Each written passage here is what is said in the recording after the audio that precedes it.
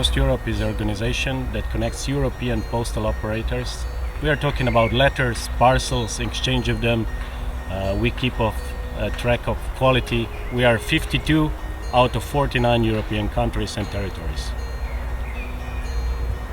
The green initiative of PostEuropi, it started already years ago because postal operators are changing a fleet of trucks to green ones, and because we are trying to help to promote green initiative, we like planting trees like we did it today here in Tallinn.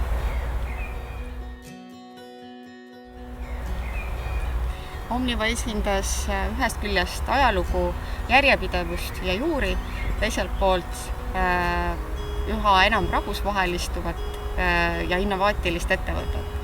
Tänane üritus, kus Omniva koostöös PostEuropiga kinkis tamme Eesti Vabariigile, on ilus sümbol traditsioonidest, innovaatilisusest ja rahvusvahelisest koostööst.